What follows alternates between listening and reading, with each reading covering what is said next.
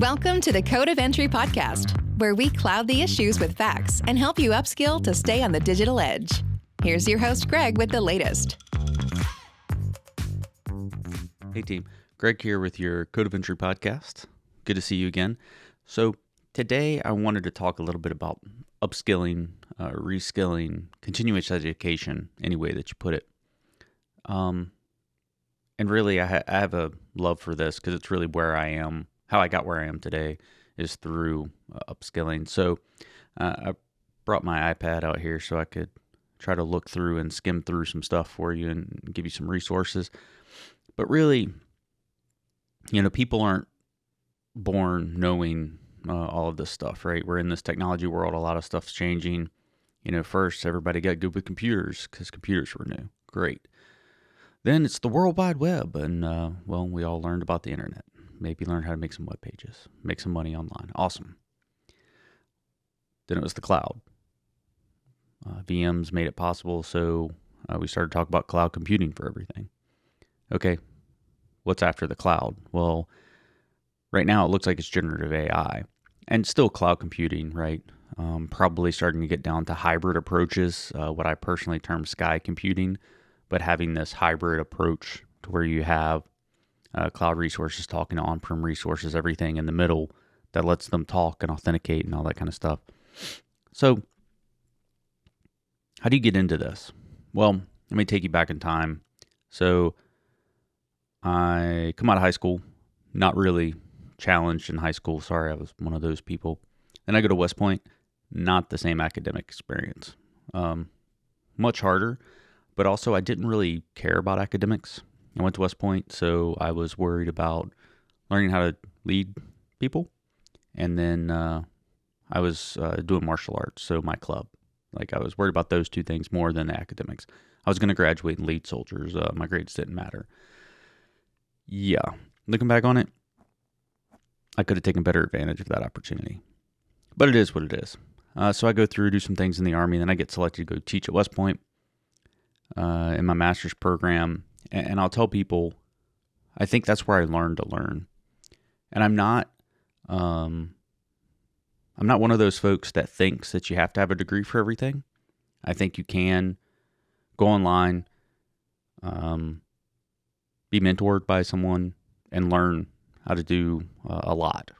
I don't think you necessarily need a degree. But my degrees are where I learned how I learned. So by the time I was in a master's program, probably midway through, it really clicked for me okay, I'm not just rusty. I've knocked all the rust off where I haven't been studying and stuff. I really get this now. I can teach myself new things very quickly. I can learn this. This is great. But it's because in that whole journey of being a kid at college, even though I was 18, graduating, maturing a lot in the Army, and then going back to get a master's, I'd really I learned how I worked, and I learned how I learn. So fast forward, I'm teaching at West Point, and another great lesson there was not only did I learn how I learned how other people learned, because I was teaching subjects, right? I've got this down. That's great. If you can't explain it, you're worthless in that job. So that was kind of the next step, was not only could I learn things, I could teach other people. Okay, awesome. Next step, and I'm getting to the point, I promise. Next step, I take a job after teaching at West Point where I'm supposed to be a data scientist. And the narrative going around is, oh, hey, he's this specially trained data scientist that the Army has trained to do this, and he knows X, Y, and Z. Spoiler alert, no special training. So here I am. I've been a chief information officer in a department at West Point. I've talked to some academic committees to get funding for the department and computers and stuff that we need, but data science? Okay, what's data science? And it was relatively new at the time, right? So it's sounds super intimidating. Well, turns out it's just regular math and having an understanding of systems and problems and trying to use math to solve problems. So yeah, I'd been using computers and math to solve problems for a while, and okay, great, but specially trained data scientist. Anyway, so I have huge imposter syndrome. I show up at this, organization where I'm supposed to be a data scientist, and yeah, I put in a lot of work. And I'll say that's the point that I really started doing this kind of continuous education thing seriously. So get there. I learned what Udemy is, which is the best thing ever. I was already familiar with using YouTube to try to learn some things. But I would sit there and I was a sponge. The guy that I was supposed to replace one day, I had like a year almost that we worked together, went everywhere with him. Paid attention, everything he said, what he was doing, and I was just dumbfounded. I'm like, how does he know all this? Oh my God, I'm never going to be able to fill these shoes. So 2 points on the fill the shoes part. You don't have to fill somebody's shoes. You're your own person. You're going to bring your own strengths. So I would normally say, well, I'm not trying to fill their shoes. I'm going to stand next to the shoes that they left and hopefully be able to be valuable to you from that position. The other thing is don't sell yourself short. You can fill other people's shoes. But it's not about the other person part. It's just about picking up and being willing to learn. So willing to learn, take over this big data system, ends up going from like 10 servers in a data center somewhere to maybe arguably the largest in the Army and arguably the largest in the Department of Defense outside of like the intelligence community, secret squirrel stuff, right? So we've got this system, and that system was made because we get in there, it's like, hey, you're going to do data science. Well, it's really hard to do data science without data. So then we had to get the data. We get the data. Okay, we got data. Now I could science the data, but I don't have any tools. Okay, so then we build tooling on top of the data. And it's like, okay, that's super cool, but now somebody has to ask you or another data scientist to answer a question. So then it's making it consumable to the average person, creating apps and analytics on top of it that a routine user could get access to. And during that whole journey, right, it becomes, okay, what do you learn? It's like, oh, well, I need data science.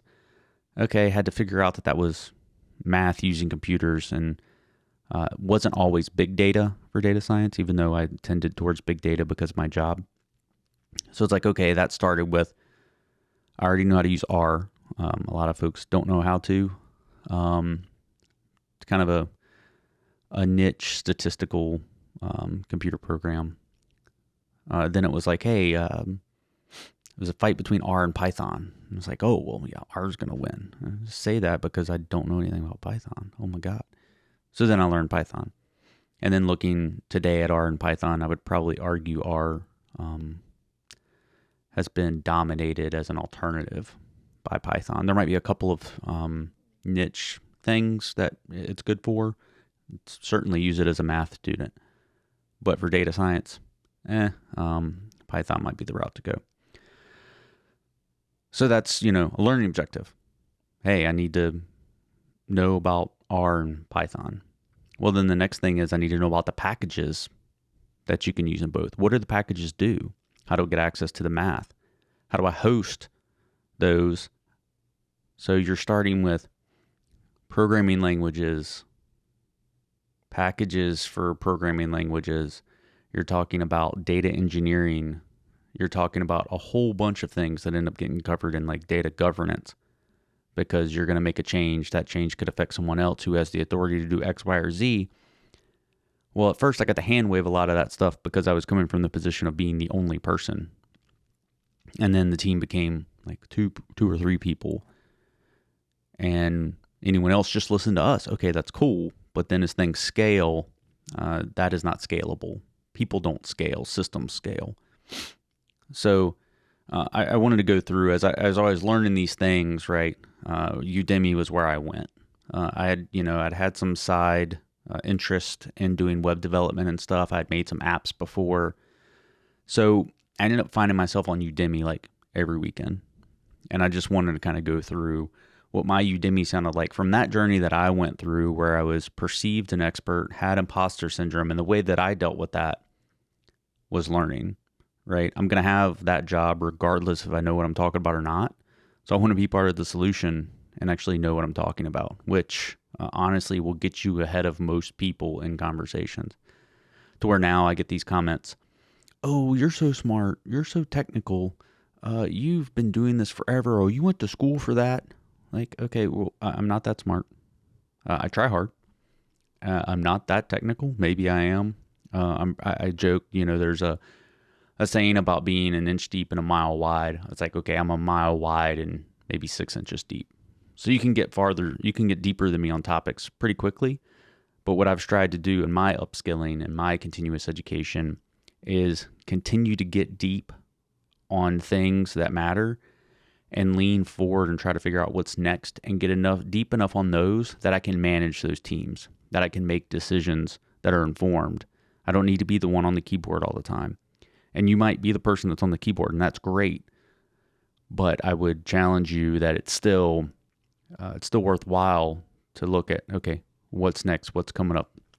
Right now, if you're a sysadmin and you don't know how to deploy a large language model in something like SageMaker, I would challenge you to do that.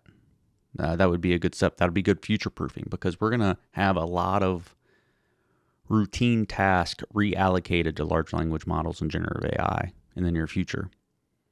Okay, great. Position yourself to support the deployment of those, to support the implementation of those, right? Just an example. So I'm going to go through what's in my Udemy account and maybe talk a little bit about some of them. So I've got several AWS Solutions Architects things. I've got a AWS hoodie on here where I went to the reInvent conference, favorite conference. So I wanted to be able to look around the AWS offerings, because that's what we used in our job. We used AWS and know what was available. Not just what we used, but what was coming out. What could complement what we were doing, and always continue to push that. Because invariably someone would ask the question, well, why are you doing what you're doing? Or why aren't you doing X? And the only reason they knew X is because they had Googled it real quick before you walked in, right? And being prepared for that. I've got a digital marketing masterclass. I've actually read some marketing books, some selling books, because while I haven't been marketing or selling really in my career till now, what you have is I need to be able to communicate things to people effectively and get them to agree with me or make a decision that I'm recommending. And so knowing how to influence people, even when you might not be in charge, is very important. So that's why I've got marketing stuff. Data science and machine learning course. This one's from Isaac Faber. It's a must. It's pretty good. And Azure from Zero to Hero. Never administered a system in Azure personally. I'm typically AWS fan over Azure. I think most things in Azure are dominated by AWS. I need to know what I'm talking about. So there's an Azure from Zero to Hero course, and that was the first one that I got. Here's another one that's certifications across AWS. So it's sysadmin, developer, security, data science. Again, just trying to be broad. There's one for the CISP exam. So Certified Information Security Professional. What else? CSSP, Microsoft Security Operations Analyst, microservices with Node.js and React. Microservices started being a thing and coming up. And folks would ask, hey, why aren't you using microservices in this design? It's like, I'm not really sure you know what you're talking about, but microservices. Okay, so to be able to talk to people that APIs are really just microservices used in a different way, and the reason we don't use microservices is because I have multiple apps, and every app making all of its own microservices that can talk to other apps' microservices is a really messy problem to have as you scale, and you really want internal microservices in an app or a namespace in Kubernetes that can talk to an authoritative API layer that brokers communications between apps. Hey, I could have that conversation thanks to that class, and then I'm kind of a dork web developer on the side, so Node.js was just a plus there. I've got Network Plus, Sec Plus. Here's the AWS Certified Security Specialist, Azure security exam. What else? A class on AWS guard duty that came out relatively recently, and it's like, hey, how can I use this to secure my cloud? I have a security system for the cloud and for the network. Am I doing what this does? What can we emulate? Can we use this as the gatekeeper for our system, right? Again, just holistically, what can you find? I've got a WordPress developer course. Hey, spoiler, most of the websites on the web are WordPress. Literally most. There's some inherent security concerns that can come with that. Not if you keep your website updated and I'll say you know what you're doing, but you just do simple best practices like, hey, admins have multi-factor authentication. Okay, I keep my themes updated. I only install plugins that I trust. And if you want to get into making websites, WordPress is definitely how you can get in and get the most bang for your buck. I like WordPress websites because you can pay less and get more. It's an interesting proposition, right? If you can deal with something not being 100% perfect, custom the way that you would want it, WordPress is the way to go because you can get to 95% very quickly and very cheaply.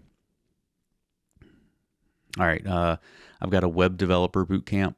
Another great thing about, there's no affiliate link for Udemy or anything here, but another good thing about these classes, they stay updated. I got that class in like 2018. It's been updated through 2023. So whenever new packages get released, things change, the course changes, and it kicks my progress bar back down. So I've only done 31% of that web development bootcamp.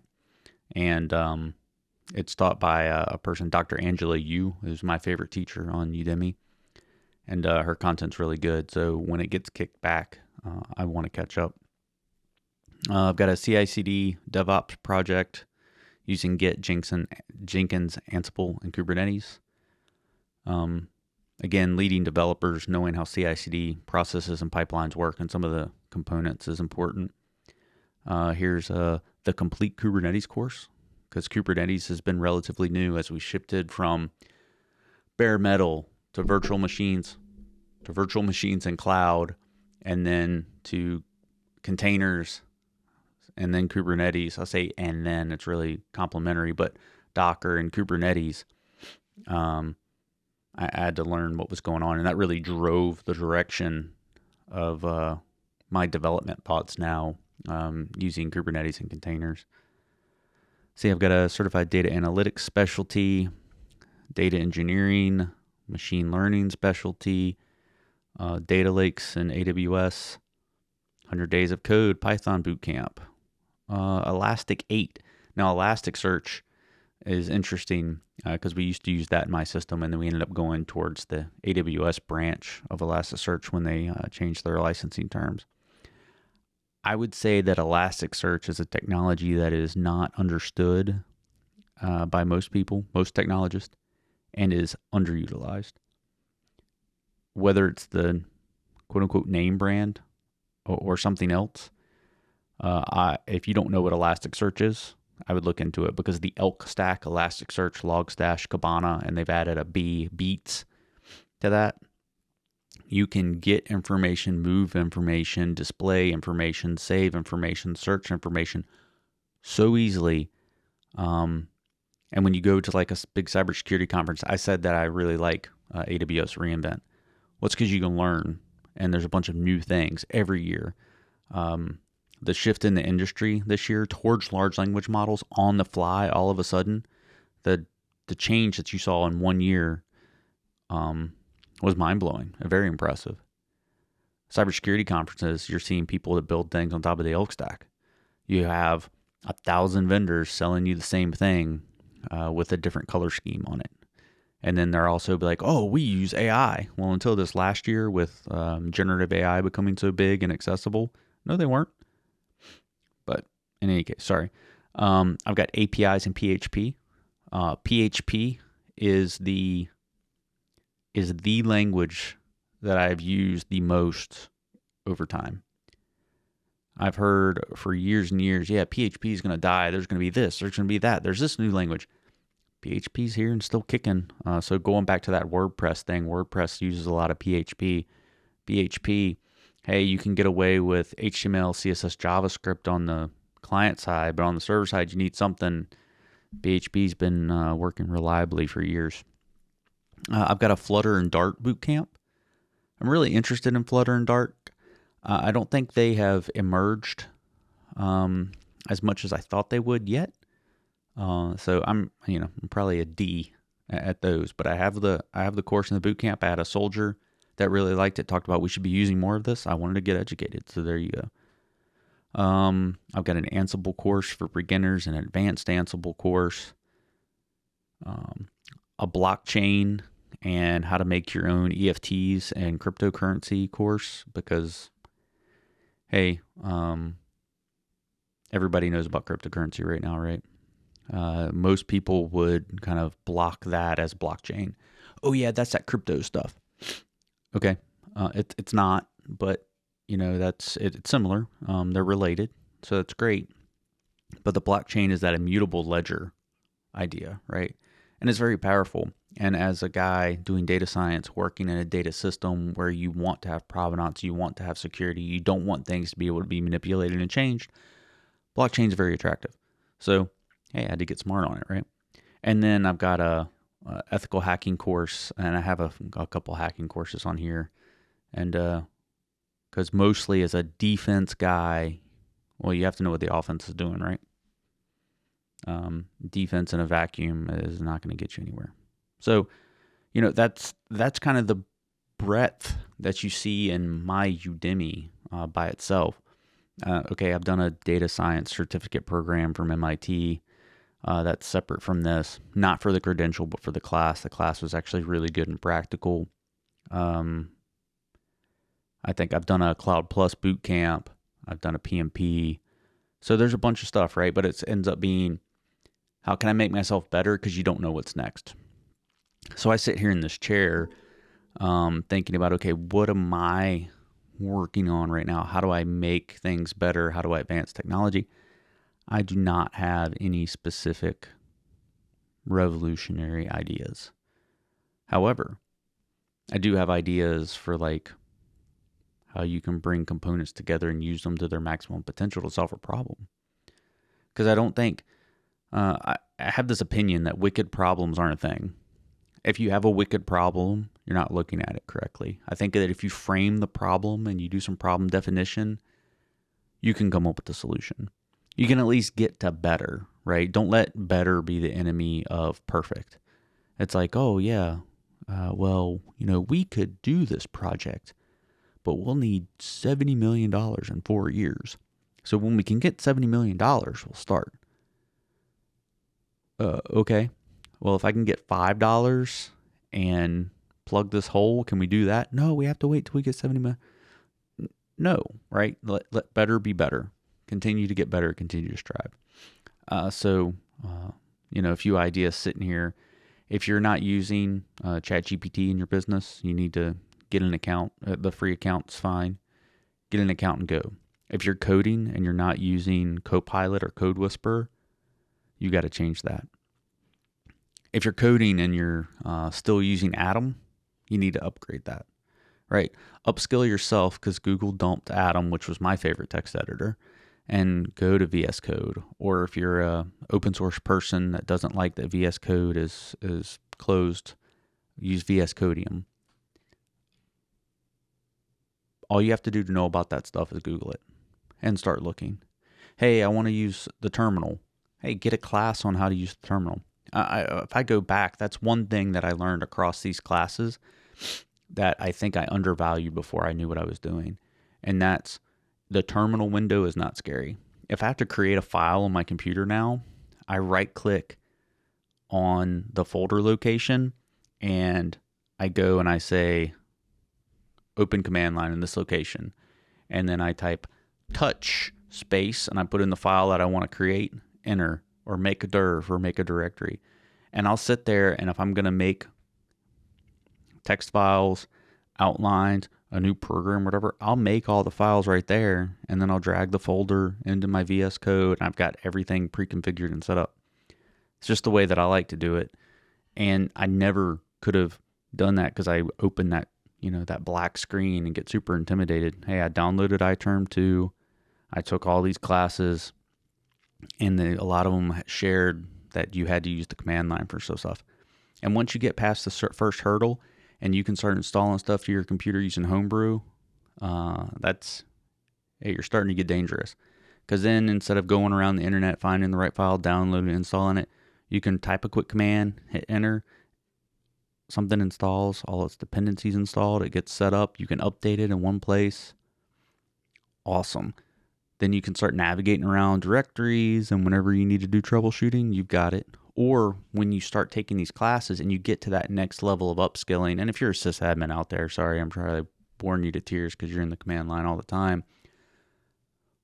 But once you can get comfortable with the command line, then you can start using these command line interfaces for things.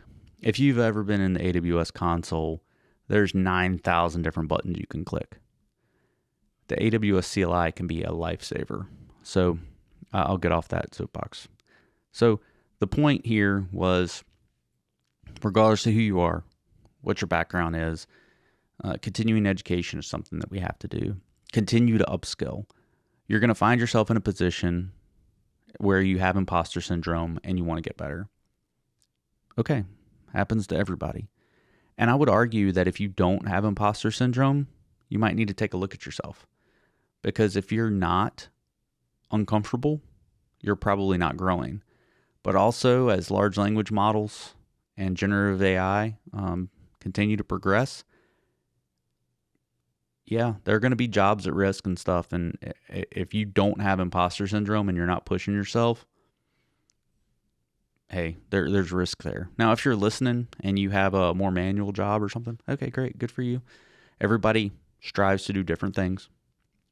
But personally, I'm always uncomfortable sitting where I'm at. I've always got to learn more. I've got to do more. There's something next I want to know, or I've got a hole in my swing, right? And I don't want a hole in my swing.